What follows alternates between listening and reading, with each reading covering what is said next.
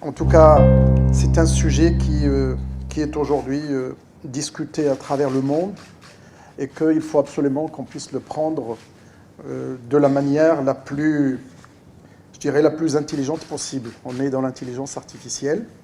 Je pense que le sujet est large, mais l'intelligence artificielle générative en particulier a beaucoup d'applications et plus particulièrement dans nos domaines. Je dirais que le Covid-19 nous a montré nos limites sur l'apprentissage. Et si vous regardez l'histoire de l'université en général et l'histoire peut-être de l'éducation, mais je reste sur l'histoire de l'université, je pourrais cataloguer 4 phases. Il y a une phase que j'appelle l'université 1.0. En gros, on avait des savants qui se mettaient comme ici, sur un pupitre, et puis des étudiants qui se mettent comme vous l'êtes assis aujourd'hui, et ils apprennent. En tout cas, ils reçoivent les messages, et pour ne pas dire, ils absorbent. Et puis on est passé à l'université 2.0, où on demandait à l'université d'être plutôt les exercices, les travaux dirigés, les travaux pratiques.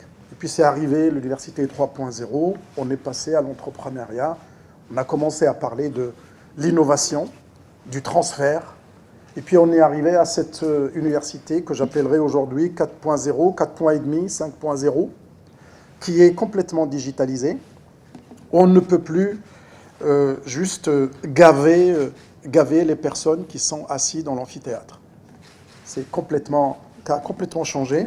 Et je pense que vous le remarquez avec vos enfants, que souvent ils se plaignent et en fin de journée, ils disent « j'ai eu 2 heures ou 3 heures d'affilée et que je n'ai fait que copier et que le système d'enseignement et de formation, il est désuet et qu'on n'est plus dans les mêmes... On n'a plus le même public. Il va falloir qu'on change notre mindset.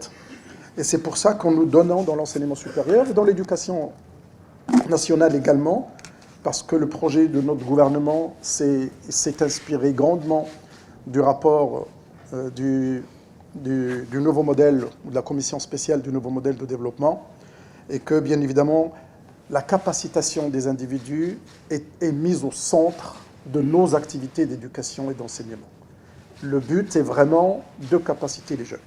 Et je voudrais juste dire un mot sur l'intelligence artificielle générative. Quand elle est apparue, bien évidemment, les spécialistes, ils travaillaient avec l'intelligence artificielle et beaucoup d'entre nous, peut-être, l'ont fait dans leurs travaux de thèse, en tout cas particulièrement moi, je l'ai fait il y a, j'ai soutenu ma thèse en 92 et j'avais utilisé l'intelligence artificielle dans mes travaux, je dirais, qui n'étaient pas spécialisés dans ce domaine. Mais en tout cas, c'était l'utilisation des réseaux de neurones pour faire un certain nombre de travaux. Et je pense que beaucoup d'entre nous l'ont utilisé, mais sans lui donner ce caractère important que nous avons aujourd'hui.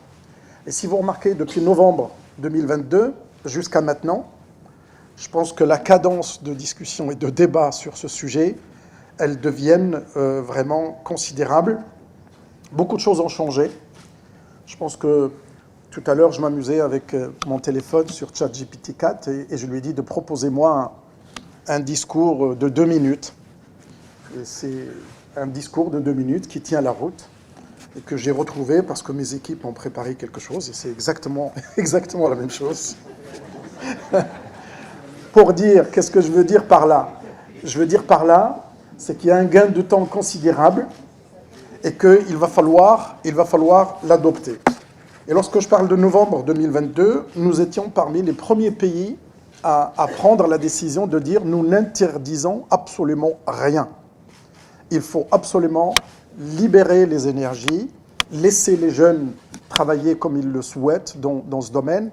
Et bien évidemment, il y a eu dans le monde quelques universités prestigieuses qui ont commencé à dire non, on interdit, mais tout le monde est revenu en arrière. Je pense qu'aujourd'hui, on n'a plus le choix. Les possibilités et opportunités dans l'enseignement, bien évidemment, cette IA va révolutionner le monde de l'enseignement. Et bien évidemment, l'apprentissage, par exemple, l'apprentissage personnalisé, que nous ne pouvions pas faire par le passé, et qu'aujourd'hui, il y a des techniques qui permettent de personnaliser l'enseignement. Beaucoup d'expériences Aujourd'hui, on ne peut plus parler d'expérience parce que beaucoup d'applications existent et qu'il va falloir absolument les intégrer.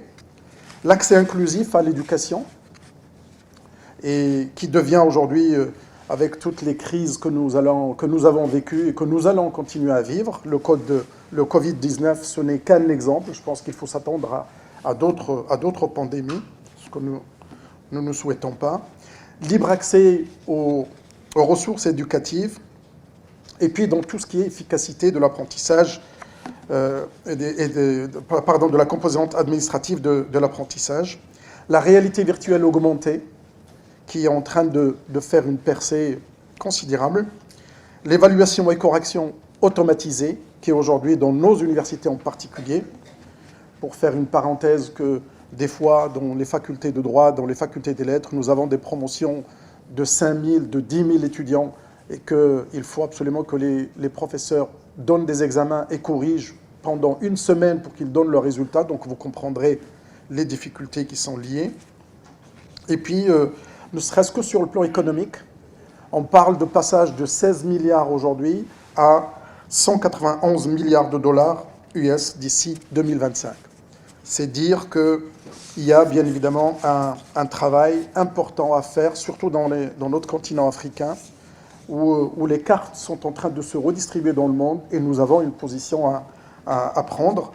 Le rapport du Forum économique mondial, le dernier, il place l'IA et la robotique et l'analyse des données ou encore la cybersécurité au top 10 des métiers les plus prisés par les entreprises.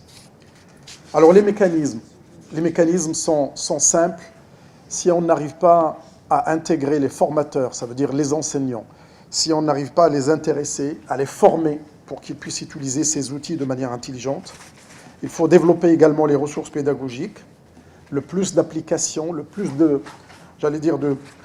d'outils expérimentés et mis à disposition au service des équipes pédagogiques. Et puis le soutien institutionnel, ce que nous ne manquons pas de faire en ce moment dans notre pays. Et puis bien évidemment l'intégration de l'IA dans tous les curricula. Qu'est-ce que nous avons fait aujourd'hui au Maroc dans l'enseignement supérieur? Comme vous le savez, nous avons une grande réforme, nous avons initié une grande réforme dans ce domaine, et nous avons intégré les compétences, ce que j'appelle les digital skills, de manière obligatoire dans tous les contenus, qu'ils soient sciences humaines et sociales ou qu'ils soient scientifiques ou technologiques. Donc 2 modules avec une architecture nouvelle pour les licences, pour les étudiants qui sont dans les accès ouverts. 2 modules transversaux, un module linguistique qui est obligatoire avec certification obligatoire à la sortie de L3, et puis un module qu'on a appelé Culture et Digital Skills. Et dans ce module, il y a l'intégration, l'appareil aussi, de manière obligatoire, de tout ce qui est compétences digitales, et en particulier l'intelligence artificielle générative, avec des exemples concrets, comment on peut utiliser ChatGPT, comment on peut utiliser aussi les autres outils équivalents, de telle sorte à ce que tout étudiant marocain, à la sortie de S2, devrait avoir vu ces digital skills et devrait avoir réussi ces modules dans son parcours. Il y a 2 modules digital skills dans le parcours de 3 ans, le premier étant S2 et le dernier étant S5, et qui sont obligatoires pour que tous les jeunes soient familiarisés et avec le digital et avec l'intelligence artificielle. Nous avons également mis en place une convention avec le ministère de la Transition numérique pour tripler d'ici 2026 le nombre de lauréats dans tout ce qui est digital et en particulier l'intelligence artificielle. Nous avons créé jusqu'à ce jour 2 écoles d'intelligence artificielle, une à Taroudant et puis une à Berkane, et puis que nous allons continuer cette cadence de telle sorte de pouvoir sortir des jeunes spécialisés dans le domaine. Ça ne veut pas dire que toutes les autres écoles ou tous les autres instituts ne font pas de l'intelligence artificielle. Au contraire, ils ont des modules obligatoires dans leur cursus. L'idée est de pouvoir diffuser cette thématique et bien évidemment que nous considérons une thématique d'avenir. Ce que je voudrais aussi signaler, c'est que tous les étudiants aujourd'hui ont le droit, ont accès à ce qu'on appelle à des espaces que nous avons créés Code 212, c'est un espace, si on peut encore le dire beaucoup plus vulgairement, c'est l'équivalent de l'école 42 en France ou l'école 1337 au Maroc. Et l'idée, la différence avec ces deux écoles, c'est que le Code 212 est mis à disposition à tous les étudiants universitaires qui sont inscrits, qui ont une carte d'étudiant, ils ont le droit d'accéder. Et il n'y a pas de piscine. Il y a simplement droit d'accès en choisissant la certification qu'ils souhaitent, et bien évidemment les certifications les plus larges. Nous avons signé avec beaucoup d'opérateurs dans le domaine des certifications, dans le domaine du digital, de telle sorte d'offrir à des jeunes des doubles compétences. Nous croyons, dans le cadre de cet empowerment des jeunes, dans le cadre justement de cette capacitation, nous croyons aujourd'hui que l'avenir, il est dans la double compétence, la triple compétence, voire quadruple compétence, parce que l'avenir est plein de défis, plein de transformations, et qu'il faut offrir à ces jeunes des compétences complémentaires par rapport aux compétences principales qu'ils ont choisies, aux filières principales qu'ils ont choisies. Et bien évidemment, ce Code 212, il a deux versions. Il a une version qui est destinée uniquement aux étudiants avec des cartes d'étudiants et qu'il n'y a pas de sélection, il n'y a pas de tri. Et puis il y a une version qui est plutôt co-construite avec le monde socio-économique. Et comme Zero Talent, si vous avez peut-être lu dans les journaux, ou alors avec Job in Tech, et sont deux versions différentes que le monde socio-économique, avec les universités, sélectionne des étudiants et leur offre une formation de 6 mois à 1 an, voire 1 an et demi, de telle sorte de leur donner les compétences dans un domaine particulier du digital, qui soit IA ou qui soit autre chose avec des certifications à la sortie.